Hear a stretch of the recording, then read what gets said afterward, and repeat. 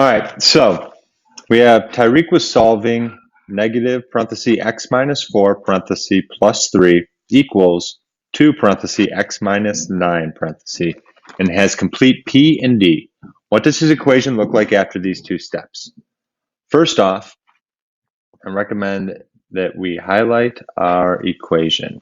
And we also make note of the fact that we are only going to be working up till the D. So we're finding P, completing P and D of please don't call me after midnight. So we need to pay close attention to that and get that important information, which is in the question of the problem. All right, so step one, I'm going to rewrite my problem. So we have negative x minus 4 plus 3 equals 2 parenthesis x minus 9. All right, and I need to start working on my first step, which is a prepare step. So I need to look through the problem and see what things I need to fix and change so I can best solve this problem. So right off the bat, I'm looking at this parenthesis and I can see that there's not a number outside that parenthesis, and we always must have a number there.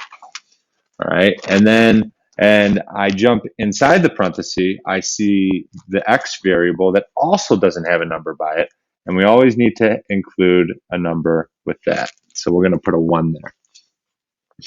And then right after that, we have a minus, which we're going to change to a plus negative. And then I don't see much else on that side of the equation. And I jump over to the other side of the equation, and I look inside the parenthesis, and I can see that there's another x variable without a number by it. And then there is a minus, which we will change to a plus minus. And then looking back through, it looks like I've completed my prepare step. Now also, remember when we're doing equations, it's always best practice to draw that line right down the middle of the equal sign to make sure that things are placed correctly. So the next step is going to be my D for please don't call me after midnight, which is going to be distribute.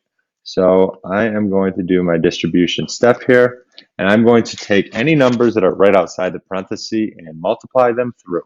So I'm going to take this negative 1, and we're going to multiply it into the parenthesis. Both numbers will get hit. And then on the other side, we're going to take the 2, and we are going to distribute it through. All right. So when we multiply negative 1 times a positive 1x, we are going to get a negative 1x. All right. And then we're going to multiply negative 1 times a plus minus 4, which is going to give us, when we multiply a negative times a negative, is going to give us a positive 4. All right. We didn't do anything to that 3, so we can rewrite it. And then we can go over to the other side of the equation.